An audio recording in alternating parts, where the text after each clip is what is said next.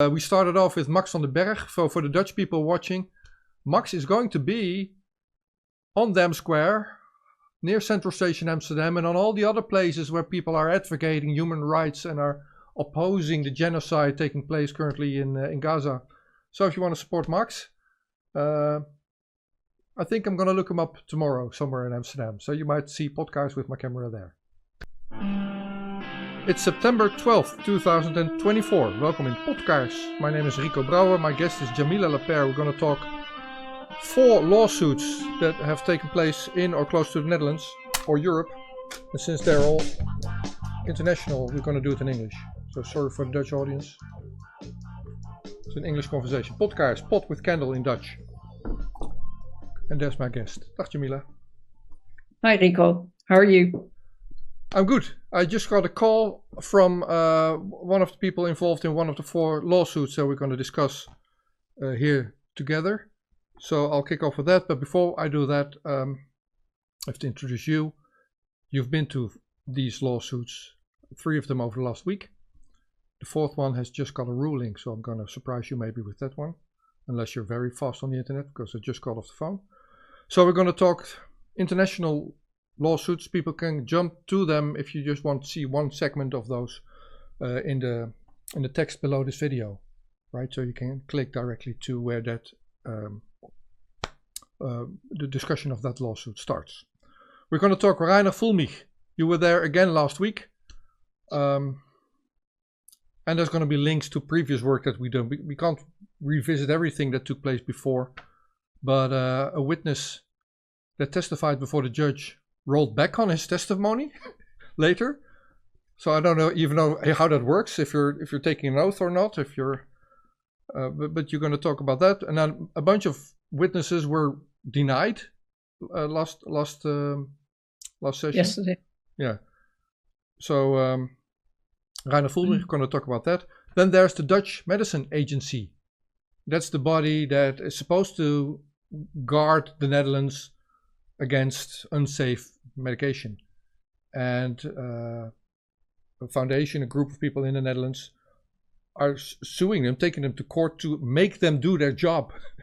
Make them at least assess a certain type of medication, a vaccine. They're not suing them. They're taking them to court. Taking them to court, and they want a judge to make them do their job. So we're going to talk about that. You recorded that with your outlet Pinch of Suit. And we're going to talk Mark Rutte, our former Prime Minister, who is supposed to be the new Secretary General of the NATO, who will be installed shortly. However, he's got some lawsuits that he needs to take care of first. He's being sued in the Netherlands. Now, NATO, as I understand it, has immunity. So does the Secretary General, possibly for good reasons. It's not my area of expertise, but once you're installed, you can't be. You're off the hook for those other lawsuits, and those are really big ones in the Netherlands. So we're going to talk about that. People that are trying to postpone him being installed in NATO. But there's a 4th case as well. Let's start with that one, Jamila. Not too long ago, a Dutch protester, Max van den Berg, who is every day on our Dam Square or in front of our central station in Amsterdam, advocating, protesting for the Palestinians, for the people in Gaza, against genocide, to the point where our police, probably, but at least the city of Amsterdam, denied him access to those demonstration areas for the forthcoming months. So, yeah, he took them to court and said, "Well, I'm a demonstrator. I'm a protester. We have the right to protest in the Netherlands." So he sued Amsterdam. Did you hear of that ruling, Jamila, already? No. He won. Good for him. There's his 2nd win this month. Max van den Berg won against the city of Amsterdam, so he's free to demonstrate. It's a strange thing that we have to celebrate those things in the Netherlands now. Demonstration right is all but absolute, if you read the law anyway. But if you demonstrate too much, or if you're with your Palestinian flag in the city of Amsterdam every day in, day out, it tends to annoy people, and they try to make you give you a forbid you to be in the center of Amsterdam. Yeah, well, that's very hopeful because he was at the court case in Brussels as well against Mark Rutte and the NATO, and he was afterwards also wearing a Palestinian flag, and then the police was called and they let him go eventually, but told him just to wear the flag on the pavement and not on the steps of the courthouse. That's what he does. He protests the good cause. He's against genocide. Who isn't? But he makes an effort and demonstrates all over the place, including in Brussels where you were. And a moment ago I overlaid an image of him in court with his little baseball cap in front of him. People can see there the button for the cause of the Palestinians. Okay, so that's Max van den Berg. It's a hopeful start. Jamila, you were in Brussels just yesterday, I think. Yeah. Yeah. Yesterday, yeah. Yeah. The hearing was at 11:45. And how was my introduction on the case against Mark Rutte? How it was? Did I miss anything? Okay, I guess it's So it's not a lawyer who is initiating this case. He is a financial expert, but he's a legal advisor as well. And somehow he's taken it upon himself to do two cases in Holland, as you explained before. One is to take the Dutch state and Mark Rutte to court for the son, I believe, of a woman who died in Gaza. And the other case is a sort of a class action lawsuit thing where 40 victims of a tax office policy, they lost a lot of money. They had a lot of psychological and real grief. Basically the tax office said that they had in Dutch, that's a toeslagenaffaire, so at least the Dutch will know what we're talking about. People were getting subsidized, were relieved if they didn't make much money, so for childcare and those things. But they had to pay back loads of money because supposedly they didn't do their forms right. Now, they did everything right, but they went into financial problems to the point that some people lost their children or committed suicide and all those things. So that's a very big screw up of the very big traumatic event, and it's been going on for years. It's supposed to have been corrected, but it still hasn't. But anyway, so this Mr. Achboen, who we're talking about, this fiscalist, financial expert, he has represented 40 of those parents. So these two cases are still going on in the Netherlands.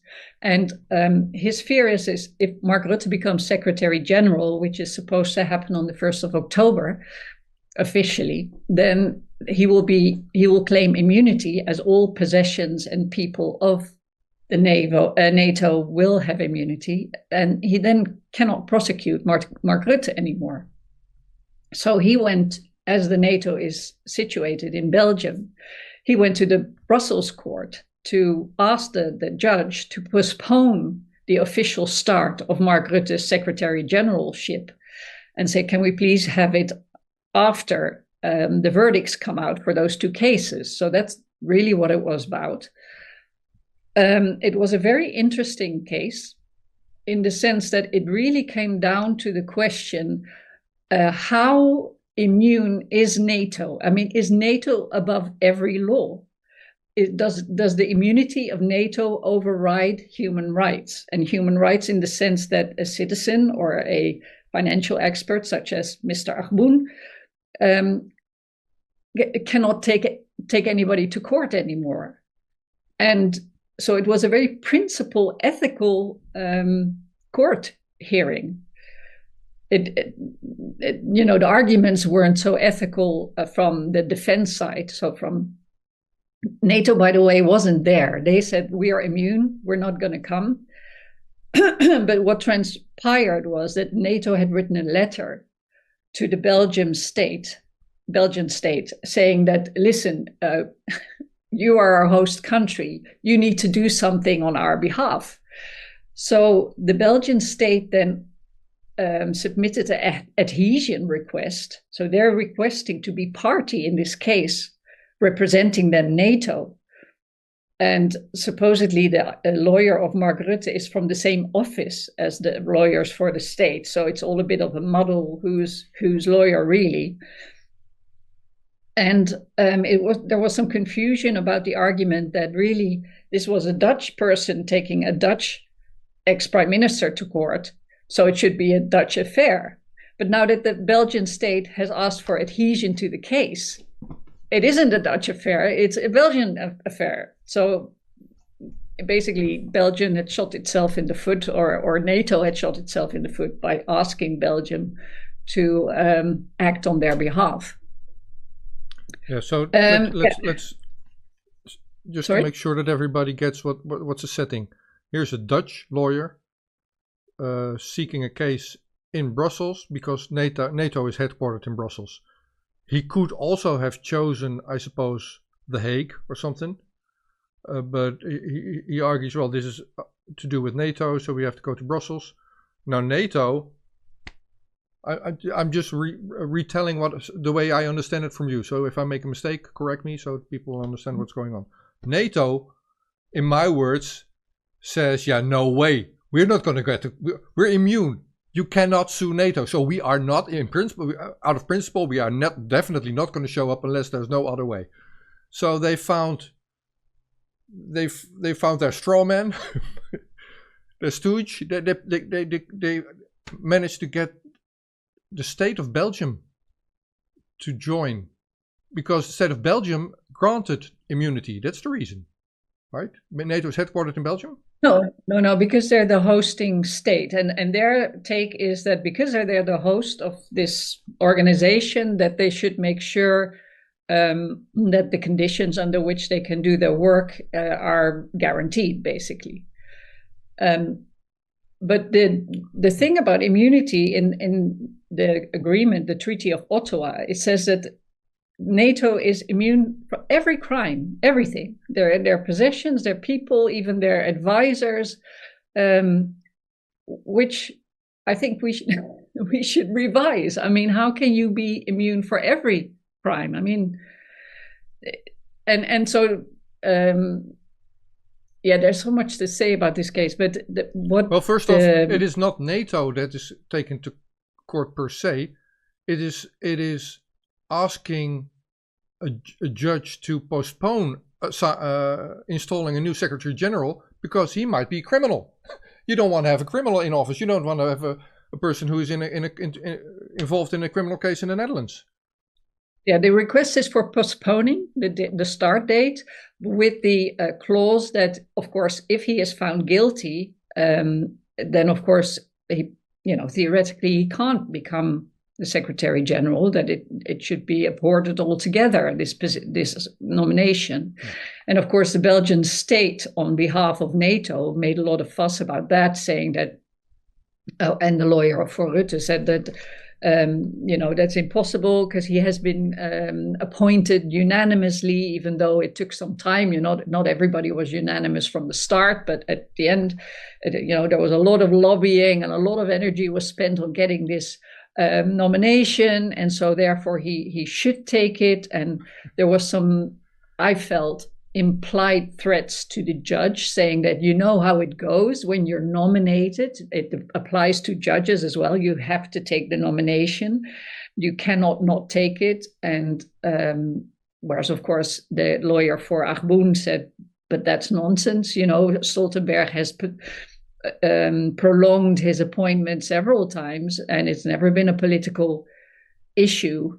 He could do it again for half a year longer, until the processes in Holland have run their course and we know the outcome. They did some, the lawyer for the Belgian state had some, well, I call them dirty tricks, but he said, those two lawyers said, what actually are we talking about? Because Rutte will suffer a lot of reputation loss and he will not have an income. He will get 300,000 euros per year when he becomes Secretary General. At the moment, he doesn't get an income. He deliberately didn't apply for an interim salary. Those aren't arguments. A judge will never weigh those arguments.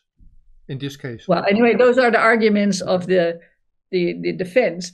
And they said, but what is the loss for this client? Because what he demands in each of his processes in Holland is only 25,000 damage money. So for the person who lost their family member in Gaza, he's asking 25,000, but also for each of the 40 people in the class action suit case, he's asking 25,000. Together, that makes about 1.5 or something. But so they said, the amounts are very small, and he's explicitly demanded in Holland not to exceed the amount. So, there's really no big loss if he loses. But then when I asked Mr. Achboen afterwards, what is this thing then about the 25,000? Why didn't you ask for more? He said it was a very deliberate thing to do because he's under a lot of pressure and attacks. And he said, if you do a case on your own, so without other lawyers, without help, just you representing somebody else, the maximum you can claim is 25,000. And so that's what he's done. He's claimed the maximum, and because in this way he is the most free to do the cases as he thinks is best. And he won't be, if he asks for no donations or people adding on to his case, then people might start asking demands on how to run the process or how to formulate the complaint.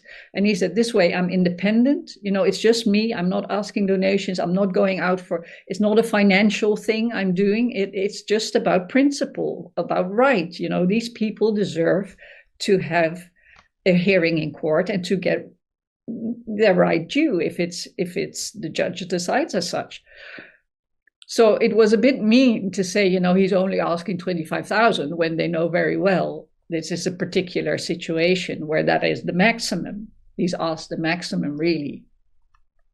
You just mentioned 1.5. And besides, Rutte's reputation in comparison to losing your family member or losing your life and children and whatever, it's no balance. It's just, yeah. Yeah, well, the jury's still out on Rutte's reputation. He's not the most popular prime minister now in the Netherlands, though there were times he was. But but you should be able to do that court case. You cannot have a court case in progress and then lose the person you took to court because he found a job that grants him immunity. There should be mechanisms in place to well, and ethically speaking, yeah. Do you want a head of NATO, if theoretically that is attracting all these cases against him? I mean, then ideally you want somebody with a clean record or at least proven clean record. So you would wait. Yeah, but you're innocent until proven guilty. So we have to wait. That's all what this lawyer asks. I superimposed an image of him with Mark Rutte a moment ago. I have another one also with the plaque of the room that the court hearing was in. The verdict's going to be in 2 weeks, it says here in Dutch. But it was the Montesquieu room. Now maybe we can close off this by you. Building is called Montesquieu. The building, oh, excuse me, yeah, I can't read it right. The Palace of Justice, Montesquieu. The building was called Montesquieu. Yeah, but that was relevant, right? Maybe you can explain. That was very relevant because he... Hang on. That was... Could you summarize your impression of the court case and the way the judges weighed both arguments, and then why was that building relevant? I couldn't really see the judge because I was sitting behind the lawyer for Achboen. So I saw, I bend over sometimes to see him, but I was busy typing.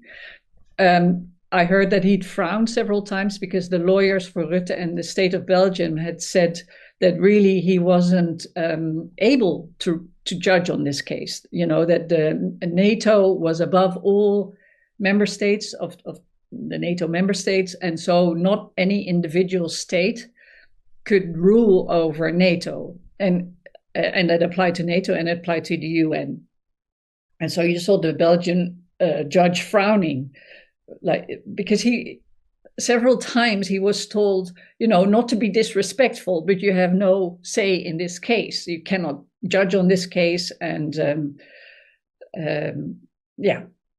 so I don't know how the judge will take this. But at the end, the Arboen, the one who took the case to court, he was allowed to say something himself as well. And he stood up. He was seated before the lawyer. And so he stood right in front of the judge, basically, or sort of right in front. We couldn't hear him very well because he was so close to the judge. He needn't talk very loudly. So, sitting in the back was difficult to hear. But he was saying, Rutte is not a possession of the NATO. They're two different things. That's why I asked both of them, why I went against both of them in this court case. And he said, we're in this building that is named after Montesquieu, and he's the father of the Trias Politica. And he really made an appeal to the judge saying, what does this building mean if we cannot, as citizens, try to get justice in this court? His lawyer had also said, it really comes down to what weighs heavier, human rights or the immunity of NATO. Is NATO above everything, even above human rights?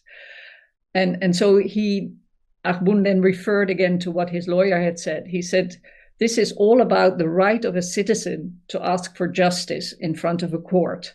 And if it's wiped away by immunity, if diplomatic organizations are per definition out of shot, you cannot get justice. What does this building mean?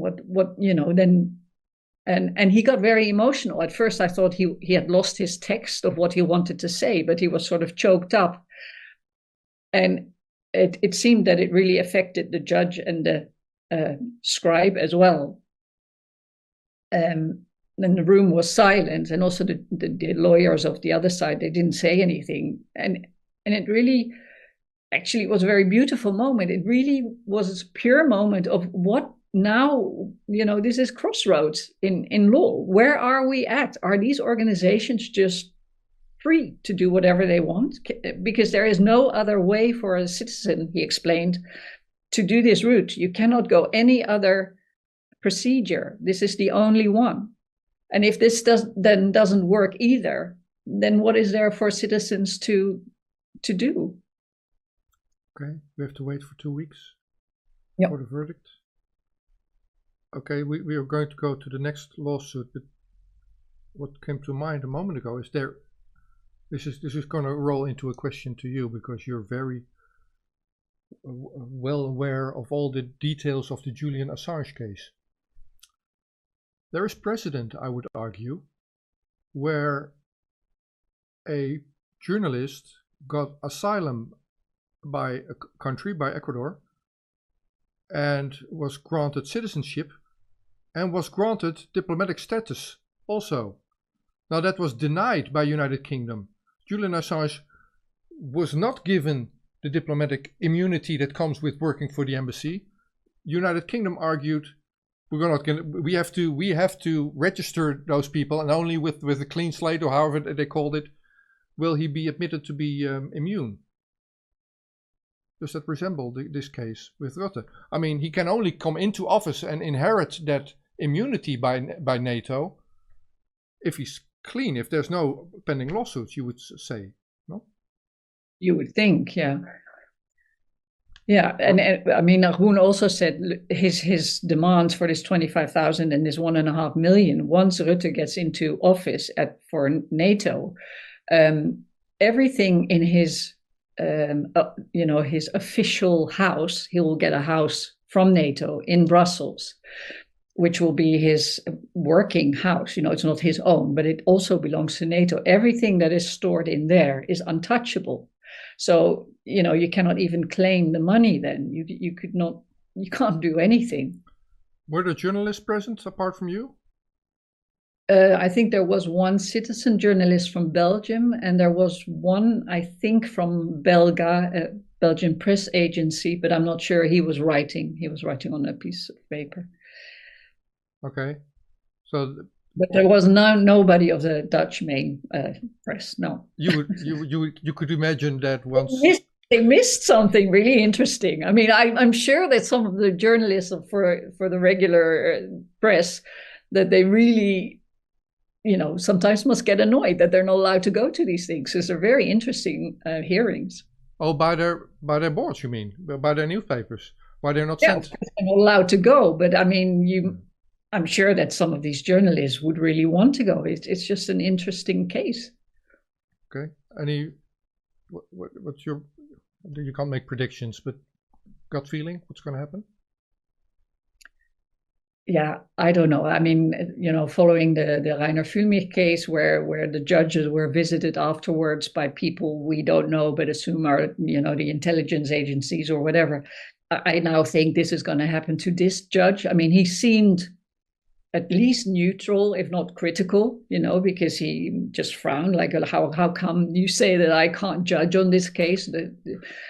It was quite arrogant. The lawyer for the Belgian state, several times he said things like, of course NATO was above everything else, and if you didn't know that, you were basically a diplomatic nitwit, and something like that. So it was all a bit presumptuous, and that member states of NATO had given away their sovereignty in certain areas to NATO, so they couldn't do anything anymore about correcting it, and it was all a bit like, really, do we want this? Is this how it is? And so, yeah, I just assume this judge will be told what the wanted outcome is, and probably he will be told what consequences are if he doesn't judge that way. I don't know. This is my speculation. Oh, yeah, exactly. Okay, so in the Netherlands, when there's a complicated case, typically there will be multiple judges, 3 judges. The way I understand it, this was just the one judge who's got this up on his shoulders. Okay, good luck. Judge and then the scribe, and yeah, it's just a preliminary, not preliminary, it's like an interim hearing. Yeah, this was the second. This was the second hearing in this case, no? Right? Well, the preliminary hearing was just to set dates and time and okay, which pieces, and this was the actual hearing. Yeah, so now we get 2 weeks before the verdict. Okay, thank you for that. Let's move to the next case. We will talk about Reiner Fuelmich. If you want a history of that, go see the previous talk that I did with Jamila a couple of weeks ago, in English also, in which we describe what preceded. We're not going to revisit that, but yeah, take us to what happened after that previous conversation, Jamila. So there have been 2 hearings since we last recorded the interview, and remember, in the last interview I said there was this lawyer who had been approached by Viviane Fischer for some advice, and he said that there was never any talk about Reiner Fuelmich not returning the money, and that it was clear that the money was in the house. And he had said that he had advised Viviane Fischer to pay back her loan, that it wasn't her initiative, but he had told her to do so. And as she had paid her first installment back in August, he sort of counted back because he couldn't remember the dates. He said, well, then it must have been 4 or 5 weeks before her repayment that I told her to pay her back, which then made the time frame starting in somewhere in July that he was approached by Viviane Fischer. When the next hearing came, that was last Friday or Thursday, sorry, what it transpired that this witness had then afterwards, 3 or 4 days after his testimony, made a written declaration, sent it to the judges, and told them that actually he had found a stack of documents where he had witnessed that he didn't have any written proof of things because he had only been approached by telephone.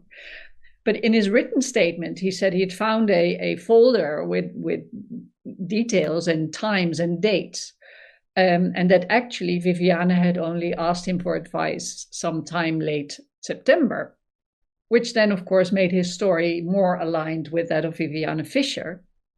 But it didn't make it less strange, because if he was approached late September, the content of his statement wasn't disputed in his written post-testimony statement. So if he was approached end of September, but he still had the assumption through Viviane Fischer that Reiner had put the money in his house, that it was meant to keep it away from state overreach, and that he was going to pay the money back, then why did Viviane Fischer publicly state on the 2nd of September that Reiner might have been involved with some financial wrongdoings?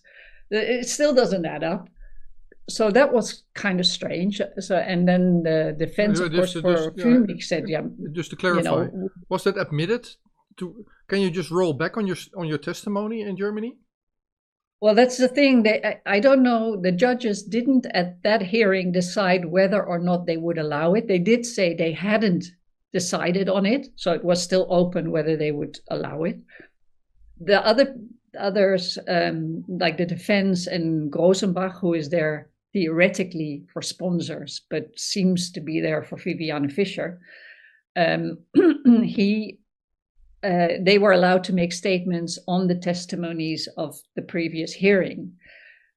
But then this Grossenbach, who was there for the sponsors, Viviane, he then made a statement on the written testimony. Whereas, of course, the defense objected, like, you cannot comment on something that hasn't been admitted yet, that came afterwards, that hasn't been given under oath, or you know.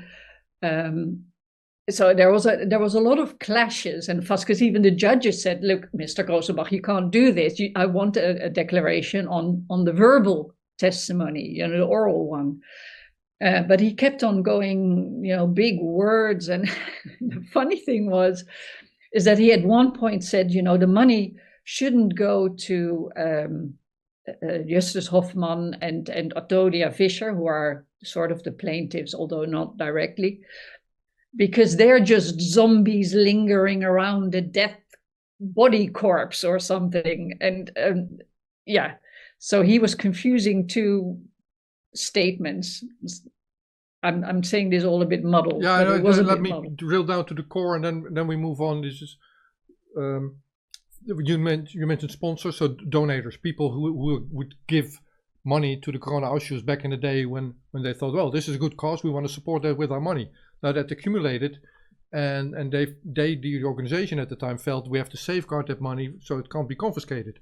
That's the dispute. Was it put in a safe place, and wasn't it used for individual purposes? Now, the way you described this testimony in court last time, and then now with a revised written statement, it sounds like they're trying to fix what went wrong. No? Yeah, and it reminded me of again, you know, a bit of Fort Oranje thing. Like in Fort Oranje, I think that, was it the solicitor? I mean, this is a Dutch case, that it's a very complicated case about a sort of a recreational camping ground that got confiscated by the municipality where it was in and sold, and everything dodgy that could be dodgy happened. And the solicitor, I don't know, also after the transaction, they also sort of fix things, right? I am having a brain fog at the moment. But when this happened with the testimony, I just had the feeling like, what is this, the new trend now? Like post-hearing correcting of data or of facts? Or has this advisor of Viviane Fischer been visited as well, or pressured as well after he made his testimony and say, you better correct because I have some files here, or we're making some files even? I don't know. It's very odd. It's very odd that he hasn't been called back by the judges to say, look, what you testified under oath, you calculated in your head, you know, what the timeline was, and now you're saying something completely different. Was it under oath? I can't hear you. You can't hear me. Was it under oath? I don't know what the custom is in Germany, but what the judges say is no, that you have to tell the truth, and that's a criminal offense if you don't. But they don't have to say yes, I do, or I swear, or no. It was a surprise that this witness was allowed. you explained that there was the loophole is not the word, but if you bring him in at the hearing, you might get your witness in, and that succeeded. The Fuellmich team tried to do that again for a bunch of witnesses last time. They were denied, right? How did that go? Yesterday, another hearing took place, and I wasn't there because I was in Brussels. And there, 4 witnesses had been invited, among which Viviane Fischer, another one of her lawyers. I mean, this was another lawyer. The other one was just an advisor. It was really her lawyer in the beginning.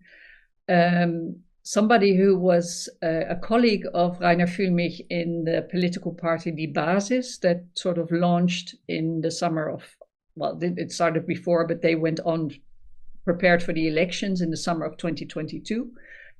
And who else? Oh yes, a lady who makes, she's really very good. She makes notes of every hearing, but very, very precisely with times and everything, you know, just like a scribe. So those 4 were summoned again by the defense, not by the judges, and then they have to submit, you know, can you please accept these witnesses? Then the judges have to go backstage again, and then they discuss whether they will allow them, and if they allow them, whether, you know, what questions are allowed to being asked. But they refused all witnesses, apparently. So there were a lot of breaks, a lot of interruptions where the defense reframed and rephrased all their requests, but they were all dismissed. None of the witnesses were allowed. And then the judges asked for them to do the final plea. And then, of course, Katja Wurmer, who is the lawyer for Reiner Fuelmich, she said, you know, we were counting on hearing 4 witnesses. We haven't prepared our final plea. This was already at around 3 o'clock, I think. And the judges had asked the state prosecutor and Grossenbach if they had any changes to their final plea, which they had made several hearings before. And so it was decided. Then the judge got a bit grumpy, apparently, and he said, well, I told you, I'd written to you that you should prepare to make this final plea at any moment now, but he then agreed that they would postpone it till next time. Now, next time is next Friday on the 20th of September. It's again a Friday, it's again half a day, but it is very likely that the judges are now going to push for a close, because after this next hearing, there will be a break of a month before the next hearing is planned.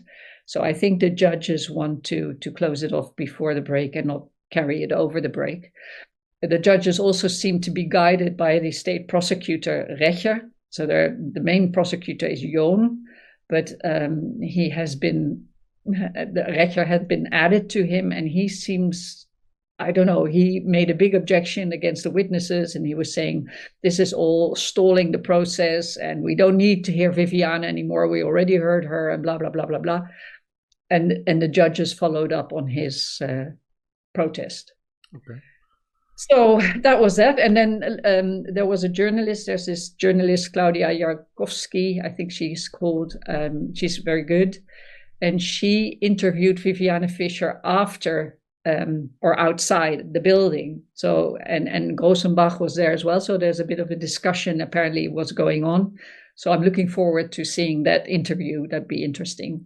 Yeah. What also was interesting is that we have some pictures taken there. You asked, can I bring a camera? And they said yes. So now... Yeah, last time, in the last hearing, I'd made an application beforehand to see. I'd already applied to make video, you know, to film it. They'd rejected that. So then I made a new application to take pictures. And to my surprise, they approved it. So last hearing, I took pictures, and this time Kerstin Heusinger, she's a German-French journalist, and she applied as well. So she was allowed to take pictures this time. Yeah, so there's more visuals coming out, which is good. Yeah, I just overlaid one of the pictures that you took at your session, and people can see those on your website, Pinch of Soot. Now, no, they can't. It's not there yet in my Twitter account. I haven't put them on my website yet. Falling behind now. I'm a bit behind everything. Okay. Anyway, the final court session that we set out to discuss has to do with the Dutch Medical Agency. Now we're in Europe, in European Union, and some of those tasks that were typically done per country have been brought to the European Medicine Agency. However, that doesn't mean that the old ones are obsolete, are not used anymore. No, the Dutch CBG, College ter Beoordeling van Geneesmiddelen. See if the foreigners can repeat that. So the college that has the judge on medicine, they're still in office. Yeah, huh? They're still in office. They're still doing their work, or supposed to be doing their work. However, they don't want to do that. They say, well, no, hang on. This is the corona vaccines. They were put on the market by European Commission, so they're the only body that can take them off the market. You have to go to that office, not to us. We can't do anything. They've been in court before. Judge ruled there was no urgency because we were not giving the vaccines out at that time. Now there is an urgency, at least according to the people taking the CBG to court, because a new vaccination campaign is about to start in the Netherlands. So there was this new court session. You were there, you were allowed to film it, or so you thought. What happened there, Jamila? As it was in Dutch, so the English-speaking audience can't see what happened. But there you are in courtroom. It's maybe good to mention who is taking the CBG to court. It's For Waarheid. It's an institute or an organization that has done a lot of court cases. They've done really phenomenal work in making dossiers of all the information available. So their vision is that they're likely not going to win because it seems like the Dutch system is kind of broken. But they do all these cases just to inform people and to make an archive of all those things that have gone before. I was allowed to film it, so that was very kind of the judge. But they had tried to contact the so-called legal representative of the CBG to ask if he was okay with being on camera, and he hadn't responded. So when we arrived on the day, I was told, like, we still don't have an okay or a not okay of the other party. So the judge has ruled that he's not, you can't film him and you can't record his voice. And so then I said, but that's a bit problematic because then I end up with a video that has only one party, and how can viewers then assess what is said and how can they make up their mind? This is not objective reporting. And she didn't want to have anything of it. She had a sort of, because of his privacy, to respect his privacy and whatever. But there is something really weird with that, because the CBG is an official body. It's the Dutch body that assesses medicine, whether they're okay enough to get a trade license.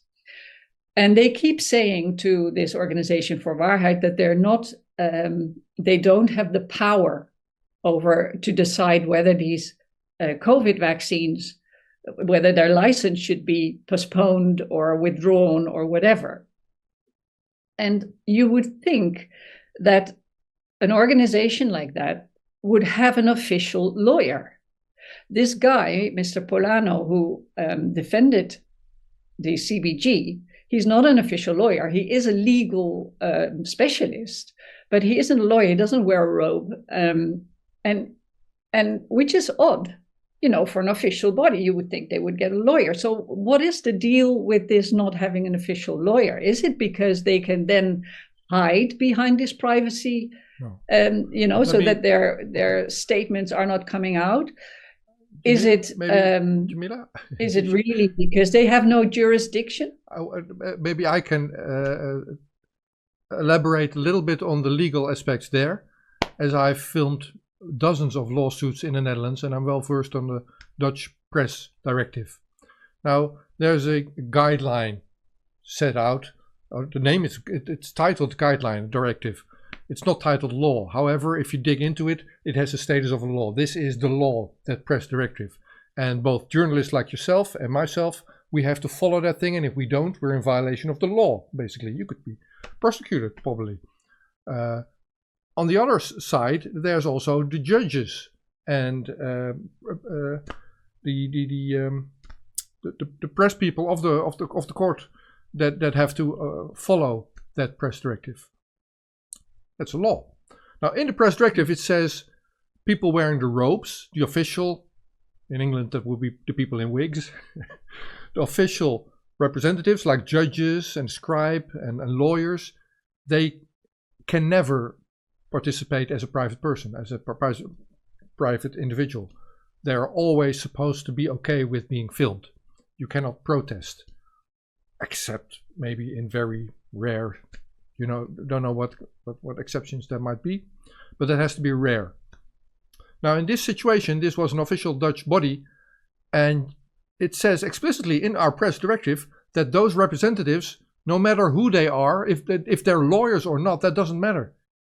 The press directive says it does not matter if you're a lawyer or not. If you're representing a Dutch official body, then you're supposed to be okay with being filmed, and there's no exception for you, unless those rare exceptions. Now, what the judge said in Dutch is, yeah, well, he's not a lawyer, that's what you just repeated. He's not a lawyer, he's not common to being filmed. That's not an argument. Either she doesn't know the press directive or she's lying. Now, I tried to take a judge or the board of the Supreme Court in the Netherlands, het Hof van Den Haag, of The Hague. I tried to take them to court because I had a similar situation where the judge would not follow the press directive. I found out in that court case where I was the plaintiff that you cannot test what a judge says. They're really above the law. We just talked about Rutte and the NATO. If they're above the law, well, judges in the Netherlands are really above the law. Nobody tests what a judge says. So if the judge says, I value his privacy, he's not accustomed to talking before a judge, so I'm going to grant that, you cannot argue that. Well, you tried. How did that go, Jamila? Well, I mean, she just dismissed. She didn't want to do it, and I didn't follow up on it yet. I might still do it, but I tried in court to say that this was not, that he should be able to be filmed, but she said no, she was protecting him. She even said that he is not an official lawyer. It's not like he is here every day. I mean, it was just a bit of a ludicrous argument, but that together with the content of the hearing, where it was all the time about, is this body able, does it have the power to postpone these jabs, and can they make a decision? Every time it was a sort of circular, argumentation that they didn't have the power, therefore they couldn't make a decision. And because they couldn't make the decision, they went round and round and round. And also the judge got a bit muddled, I think, at one point. And I suddenly afterwards, I had the feeling, but what if they really don't have the power to decide, because they are called the body to assess, literally it says healing medicine, stuff to heal. That's the literal translation of geneesmiddelen. But what if the COVID vaccine isn't actually somewhere labeled as such? What if it is labeled as a bioweapon? Then it is true that the CBG can't judge on it. I don't know. I mean, I haven't had time to research what body assesses military weapons, that maybe we should take them to court, maybe they would decide on it. But I suddenly had the feeling maybe they're right. Maybe that's why they don't have a lawyer, and that's why they're being all vague, because this is not their jurisdiction, because it is not officially a healing medicine. It is a harming medicine, and they know it is a harming medicine, so it's not their category. Yeah, I can imagine you come up with the wildest theories as what you're seeing does not make sense.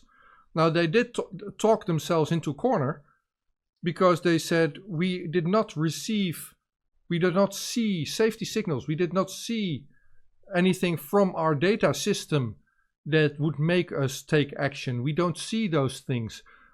Well, what they're basically saying is, well, we have this safety system. That's the only thing that we're looking into, and we do not look to other medical studies, what have you. There were a bunch of things were summed up in that court case, like new evidence that was revealed only a couple of weeks ago. But they don't look into that. They only look at their system, and since those signals aren't in their system, they can't. There are no signals. That's what they said, right? Yeah, but we also know from America that it's the army who actually is behind it. You know, it is a bioweapon, and that Pfizer and Moderna are just the marketing channels for it. So I don't know. I mean, there are all these sort of constructions that you could think of that maybe that is the reason why they're, you know, why they're not the right people to take to court. Maybe, I don't know. Leading up to this court case, people asked me if I was going to film that one. Well, I couldn't. I was unable to do this one. But I also explained that the previous case with the CBG, I did ask to be able to film that thing, and I was denied permission there on false grounds also, for privacy reasons, the judge said. However, in that situation, the plaintiffs, the people taking the CBG to court, for Waarheid, the foundation, they said, no, we're okay with being filmed. The other party, the CBG, they weren't asked at that time. So the judge said, no, you can't film for privacy reasons. Well, then the only party that can have a privacy problem would be the judge herself or himself at that time. Again, you cannot argue with the judge. Whatever he comes up with or she comes up with, you have to swallow. So how did you view the case? What's gonna happen next, Jamila? I don't know. The judge was pretty knowledgeable. She'd studied the case, and she had come up with a case that sort of contradicted the CBG, and she asked a lot of questions. She was very active, not one of those passive judges that just sits there and waits till it's all over. So she was very in control. But then at one point, for Waarheid made the comparison to a sort of theme park attraction. You know, the question was, CBG said there's no problem because people are taking these jabs now voluntarily.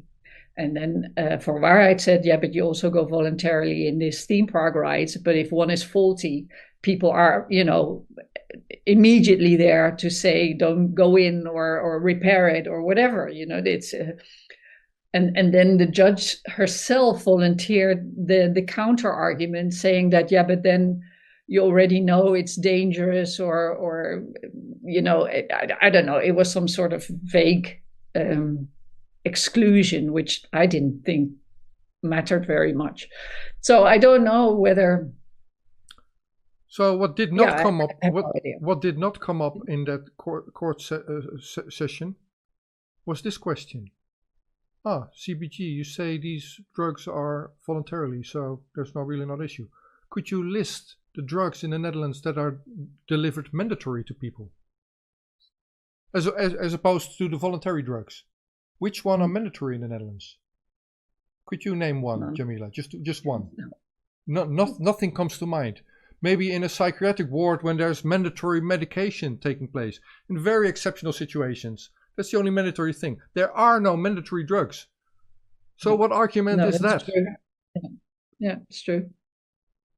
Yeah, no, it wasn't us. I didn't think of it either. But but it's all a game, you know, because in May or so they said we can't decide now. There's no point in deciding because there is no. We're not injecting people. There's nothing the matter. And now he said, oh, the situation is just the same as in May. And then the judge said, but it's not the same because now a new campaign is being launched. You know, you're again injecting the elderly and whatever. And he said, yeah, but it's voluntarily, so it's the same. And then, of course, Marie-Louise, who is one of the lawyers for Waarheid, very rightfully said, well, a lot of people don't experience it as being, voluntary, because the elderly in the homes, they are told, well, you know, we're all going to get a jab, and then once you get the jab, we're all going to sit down to have a little piece of cake. But the ones who don't get the jab, they don't get to sit with us and have the little piece of cake. And she rightfully said, you know, the lonely elderly who's events consist of those kind of things, for them it's a big pressure then to take the jab so they can be social with the others. So that's where of course people are so traumatized anyway by all this fear mongering that to say it's voluntary is neither here nor there. That's where the mandatory or voluntary point comes from, that CBG brought to the table, because at one point there was a discussion whether vaccines should be given mandatory or not. But that's totally outside of any ruling on medicine safety. They have never assessed a mandatory drug to be safe or unsafe. They're testing drugs. That's what they do. They revoke licenses if there's problems with drugs, and there's so much evidence presented here also. However, this was not a case on the content. It was only a case on CBG. Would you please start doing your job? Because so far they refuse to look at it, right? Well, and Marie-Louise also explained that, they do have the right. I mean, there's like two separate paragraphs, if you like, one referring to the other, where it explicitly says that nation states do have the power to postpone or withdraw licenses if they, for example, if Coca-Cola makes something that is EU-wide, but something goes wrong just in Holland with the content or the bottle or whatever, then of course the Netherlands is allowed to pull that back temporarily or just until it's fixed. And so the same applies to this. And they keep arguing, the CBG, that they don't have the jurisdiction, they can't do it. It is all at the EU Commission, and that the EMA advises the European Commission. So it's ultimately the European Commission who's the only one who can decide. And then Marie-Louise again said, but we're only asking it for Holland. It's not like you have to do it for the whole of Europe. It's only for us. We have enough signals from LAREP, which is our VAERS sort of equivalent, that things are wrong. There was a limit set at 15,000 that, they before the injection started, LAREP said 15,000 damages would be like a threshold. But we're now on 235,000 cases of damage. So we're way beyond the signal, and still CBG doesn't think there's anything to do. And that's the reason why I suddenly thought, is it actually considered a geneesmiddel, a healing thing? Maybe they're absolutely right. Maybe this is just all show to keep us busy. And then maybe that's why they don't come with a motivation. Because the minute they say, because it's not a geneesmiddel, then the whole of Holland will wake up. Like, well, what is it then? But I mean, this is just speculation. Yeah, and our English-speaking audience, that's why we're doing this in English also. This is of greater interest, I would imagine, also for people outside of our jurisdiction. Well, thanks a lot for the updates on all these cases. Jamila, what's up next? Yeah, you're welcome. Sorry, it was a bit muddled and stuff, but I'm a bit muddled at the moment. There's still court cases going on in the Netherlands, even though they may be finished there. Any colleagues from the national press present? I mean, it's a big thing that CBG is in front of a judge. Or were you the only one? No, there was nobody else present. There was one lady who was writing, but she was doing it for herself. I don't know. But nobody of the press, not there. Nobody of the main press at Fuellmich. Nobody main press in Brussels. It must be a very boring time for the mainstream journalists, because they miss all the exciting cases. Yeah. Okay, let's close it here and wish the judge all wisdom. And lots of wisdom and lots of heart. Lots of heart. It was in the CBG case. I mean, that is really worth mentioning. The public gallery was filled with people who are hurt by the vaccines. They're sitting there. One father, his son of 19, had a heart attack.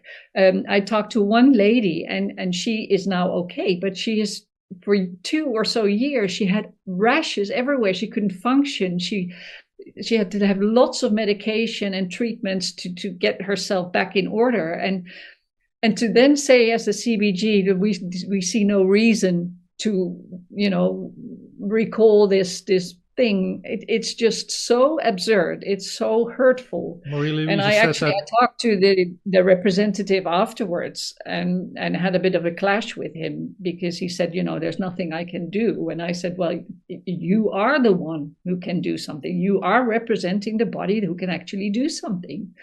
And he got a bit worked up about that. But yeah, it's true. They all have responsibility, and people are sitting there. What does that mean? You leave the room, you being the journalist, you're asking CBG representative a question. What do you mean by worked up, Jamila? Well, first he said that he had made clear that he didn't want to talk. And I said, well, but I ask questions. And then I asked him, with a room full of people who are hurt, how can he then take the position he had? And then he said he can't do anything about it. And I said, but yes, but you can. You are actually in a position to do something about it. And he said, well, what is it to you? And I said, well, I have direct family members that are affected by the jab.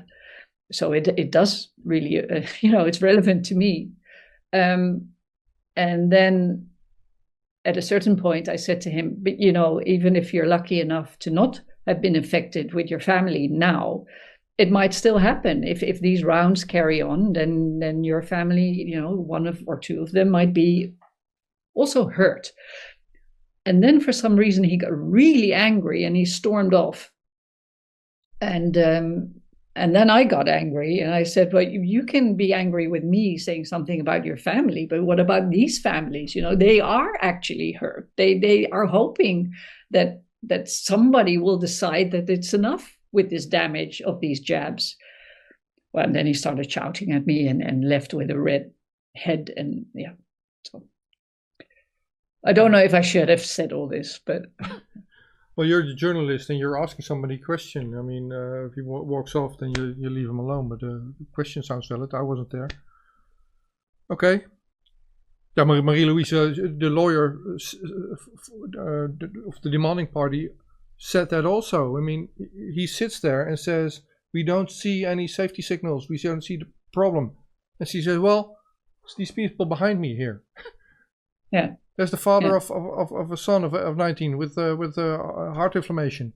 There's other people like what you just explained. They're here. Yeah, and the two of them were really good because they totally complemented each other. When Marie-Louise said something about the people, then... Sorry? Yeah, you said the two of them. Jacob is the other lawyer. Jacob van der Veer was the other one. And he was more on the actual technical procedural stuff, like what applies here and what not. This voluntary stuff is not relevant. We're talking here about something we're giving to the Dutch citizens that is faulty. So there is a body for that could stop could stop harm, and it's not doing that. And that's what we're talking about, whether or not there is a campaign going or whether it's, there is something that hurts people and it needs to be taken off the market. And then Marie-Louise came in from another angle, quoting the articles where it explicitly says that the Dutch state has the possibility to withdraw or postpone these trade licenses. So it was strong. If you were living in a normal world, you would say, yes, this is definitely a win. Of course they will take the things back. And even the fact that was also mentioned, the fact that there is no initiative from a body like the CBG saying we should actually do something, that they're totally in the defense. They're not even initiating to protect the public from harm, is absurd. So either they're totally, compromised, or it is what I sort of suddenly thought is perhaps it's the wrong body that is in court. Maybe we should ask the military assessment for military devices, Yeah, good luck with those questions. One can always ask. Just to make, in closing off this final case,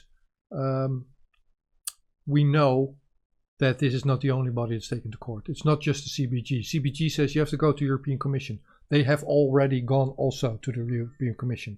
The European Medicine Agency is the the body that actually does this work for Europe, they've also taken them to legal procedures. So it's not just CBC that's been addressed. All these bodies are being addressed, and they're all pointing at each other and not doing anything. So out of frustration, yeah, you might include the military. Good luck with that. Yeah, I just suddenly thought, what if it is a smoke curtain? You know, what if all these EMA and also bodies, they're trying to, they're in front so that we believe that they're responsible, but that really in the back, there's a totally different channel. I don't know. A little bit like Mark Rutte in NATO. So maybe it's good juxtaposition to do these court cases all together. We started off with Max van den Berg. So for the Dutch people watching, Max is going to be on Dam Square, near Central Station Amsterdam, and on all the other places where people are advocating human rights and are opposing the genocide taking place currently in Gaza. So if you want to support Max, I think I'm going to look him up tomorrow somewhere in Amsterdam. So you might see Potkaars with my camera there. Yeah. Thanks, Jamila. Okay, thank you. Het gaat hier vandaag over saamhorigheid. Dagje zonder hemel. Rustig, liegt niet. Wat normaal maken is wat niet is normaal. Every nation in every region now has a decision to make. En dan ook geen hel meer. You think I'm joking? Predator Dat drones. is best makkelijk. You will never see it coming. Wat dacht je alle mensen? Laat staan dat ik kan ingaan over vuur. Bezig met vandaag.